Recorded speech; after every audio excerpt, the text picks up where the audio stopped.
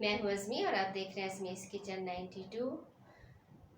मेरी आसान रेसिपीज़ की वीडियो देखने के लिए आप पहले मेरे चैनल को सब्सक्राइब कर लें और उसके बाद जब वीडियो देख लें तो अगर पसंद आए तो उसको लाइक ज़रूर कीजिएगा, फ्रेंड्स एंड फैमिली में शेयर्स भी कीजिएगा और कमेंट्स में मुझे बताइएगा कि आपको कैसा लगा।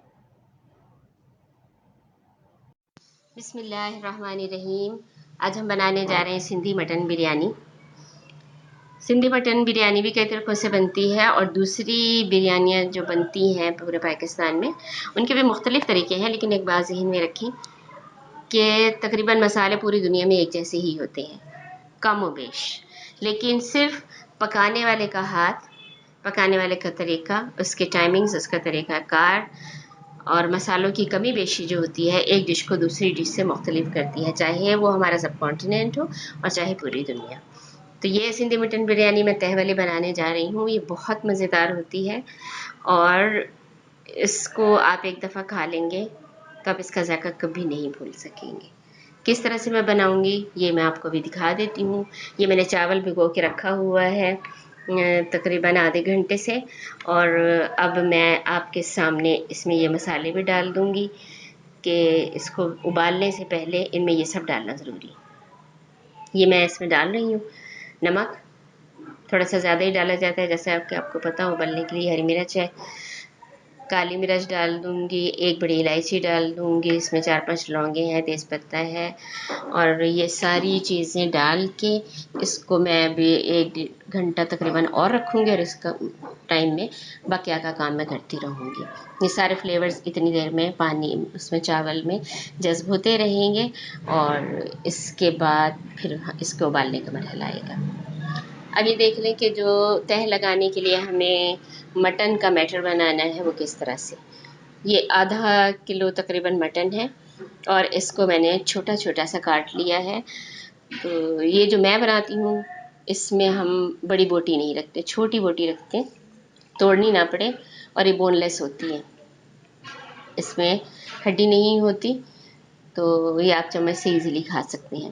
तो मैंने छोटा छोटा कर लिया है, आप चाहे इसको पहले छोटा छोटा कर लें और फिर पकाएं, इस तरह बल्कि जल्दी गल जाता है, या चाहे बाद में कर लें।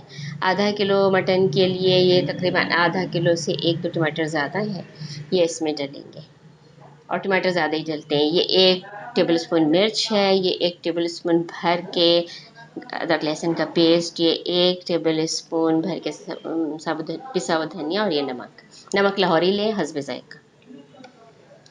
ये प्याज है और ये सारी प्याज इसमें नहीं डलनी, परेशान ना होए। ये 2 दरमियानी प्याज मैंने काट के रखी हैं जो मैं देगची में डालूँगी गोश्त के साथ। 1 की बड़ी प्याज मैंने गार्निशिंग और फ्लेवर के लिए रखी है और ये 2 प्याज फ्राई करने के लिए रखी हैं, 1 प्याज के 2 टुकड़े करके।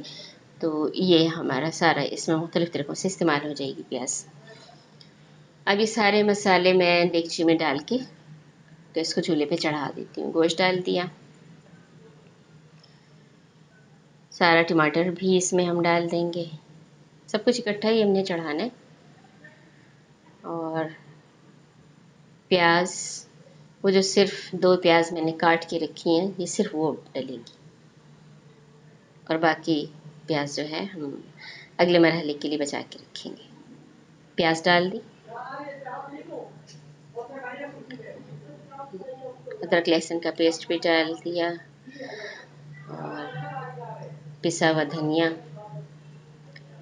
मिर्ची, नमक, और इसमें हल्दी नहीं डालनी, ना पिसा गरम मसाला, ये सब आपने इसमें नहीं डालना, ना साबुत गरम मसाला, और जितना आप समझते हैं कि गलने के लिए आपको पानी चाहिए उतना पानी, और तकरीबन 1 चम्मच जो होता है वो चलाने वाला सालन को, वो उतना तेल। और अब इसको चूल्हे पे चढ़ा देंगे। ये हमने चूल्हे पे चढ़ा दिया है, मैं इसे बार बार चेक करती रहूँगी, और जब मैं देखूँगी कि ये तकरीबन 60% गल गया है तब मैं चावल भी उबाल लूँगी। और देर से इसलिए उबालूँगी कि उबाल रही हूँ बल्कि क्योंकि चावल तह लगाते तक ये गर्म नहीं रहे। इसमें मैंने जो मसाले डाले थे वो डाल के इसको कर दिया है, और फ्राई पैन में मैं प्याज ब्राउन करूँगी जो मुझे चावल में मिक्स करनी है, और 1 चम्मच के बराबर ही मैंने इसमें ऑयल डाल दिया है। प्याज में। अभी प्याज ब्राउन होती रहेगी, हम चेक कर लेंगे सालन को भी। ये देखें तकरीबन ये गलने वाली पोजीशन में बिल्कुल आ गया है।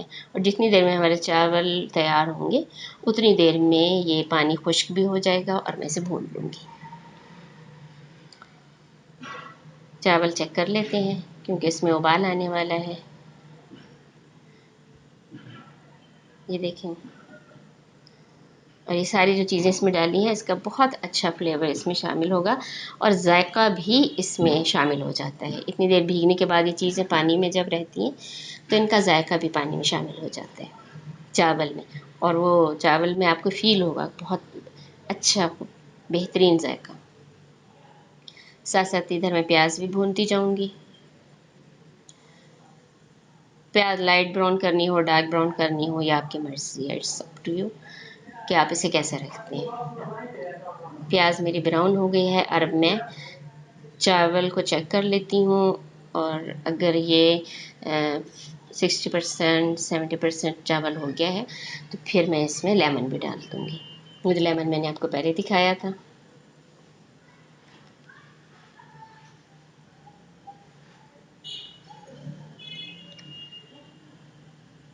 या शायद मैंने आपको लेमन नहीं दिखाया। ये देखें, चावल मेरे हिसाब से बस एक कनी रह गई है, तो अब इसमें मैं लेमन जूस मैंने निकाल के रखा हुआ था, ये मैं इसमें शामिल कर दूंगी।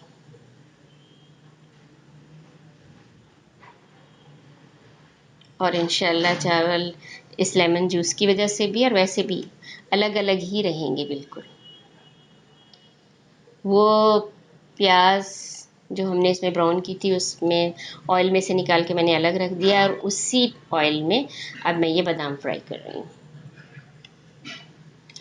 आप चाहे स्किप कर दें बादाम, चाहे तो डाल दें, लेकिन ऐसी चीज़ें खाने को हेल्दी बनाया करती हैं, ड्राई फ्रूट्स का इस्तेमाल साथ साथ रहता है, तो जहाँ लगे कि ये यूज़ हो सकती हैं वहाँ कर लेना चाहिए।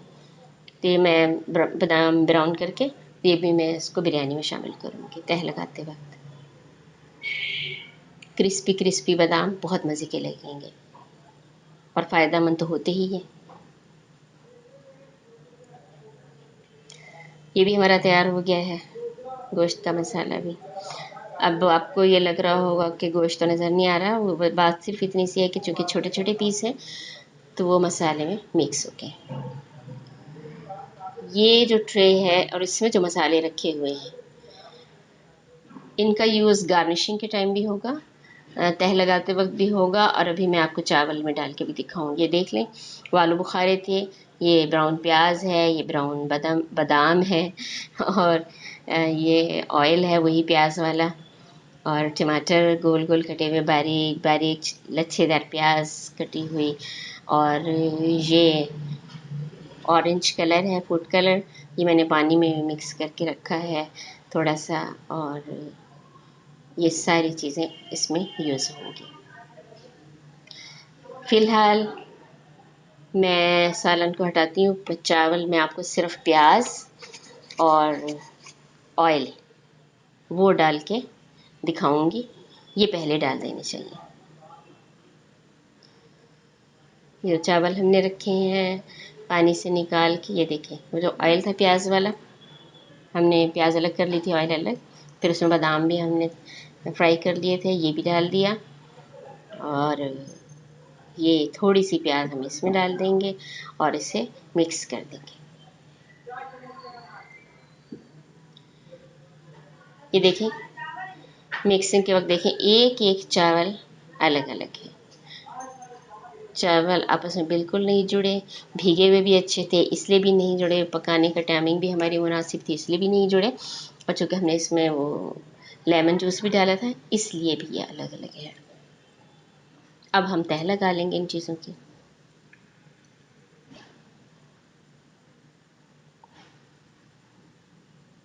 चावल डाल दें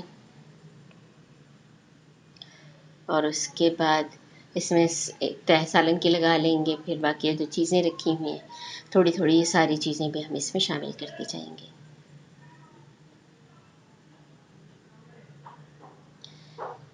ये चावल जब पकने के बाद आप निकालेंगे डिश में, प्लेट में, तो बड़ी एहतियात के साथ निकालें। इसलिए कि एक तो ये बात ज़हन में रखें कि इसको देगची में भी आपने मिक्स नहीं करना, इसी तरह तह दर तह रखना है, इसी तरह दम देना है। दम देने के बाद भी, उतारने के बाद भी चिड़े से आपने इसको मिक्स नहीं करना। तो होगा ये कि जब आप डिश में निकालेंगी, प्लेट में निकालेंगे, तो कहीं आपको मसाला मिलेगा, कहीं आपको गार्निशिंग आपके चम्मच में आएगी, कहीं आपकी बाइट में सादे चावल आएंगे, और इस तरह से अच्छा लगता है। कहीं बिल्कुल सादे चावल होंगे, लेकिन सादे चावल भी बहुत टेस्टी होंगे, क्योंकि जो चीज़ें हमने इसमें डाल के उबाला है उन चीज़ों का टेस्ट इसमें शामिल हो गया है। तो इसे मिक्स बिल्कुल मत करें। तो इसी तरह एहतियात से निकालें, ताकि सादे चावल, कहीं कलर वाले चावल, कहीं मसाले वाले चावल, कहीं टमाटर वाले चावल, तो ये आपको बहुत टेस्ट देंगे, बहुत जायके वाले होंगे। और इतनी मज़ेदार होती है कि मैंने जब बिरयानी पकानी हो तो मुझसे इसी बिरयानी की फरमाइश होती है। और ख़ुद आपको भी यकीनन जब आप पका के खाएंगे तो आपको पता चलेगा कि कितनी टेस्टी है। और ये मैं गे इसलिए यूज़ कर रही हूँ कि ख़वातीन तो सिर्फ घरों में ही खाना पकाती हैं, लेकिन घरों से बाहर पूरी दुनिया में जो खाना पकाया जाता है तो वो हमारे मर्द हजरात पकाते हैं। मोस्टली हमारे जो कुक्स हैं वो सारे मर्द हैं, और घरों में ख़वातीन पकाती हैं। और अब तो शायद घरों में भी मर्द पकाने लगे हैं, उन्हें अच्छा लगता है। और ये अच्छी एक एन्जॉयमेंट का अमल है कि आप घर वालों के साथ मिल के उनका हाथ बटाएं और कभी कभी मिल के खाना पका लें। तो इसमें हर्ज कोई नहीं है, लेकिन घर से बाहर ज़्यादातर हमारे मर्द हजरात ही खाना पकाते हैं। ये सारी चीज़ों की देखें हमने अच्छी तरह से तह लगा ली है। और एक बात और भी हाँ जहन में रखें, इस बिरयानी के साथ ना कोई रायता इस्तेमाल होगा, न किसी भी तरह की चटनी, न सलाद। ये बिरयानी अपने खुद पकाने के तरीक़ेकार में और सारे मसालों के साथ इतनी मज़ेदार होगी कि किसी भी चीज़ की मज़ीद इसमें ज़रूरत नहीं रहेगी। कोई भी सलाद, कोई भी रायता वगैरह बनाने की आप बिल्कुल ज़हमत न करें, मैं भी कभी नहीं बनाती इसके साथ। और ये जो कुछ इसमें डाल रहे हैं, ये समझिए ये सब रायते का और सलाद का ही बदल है।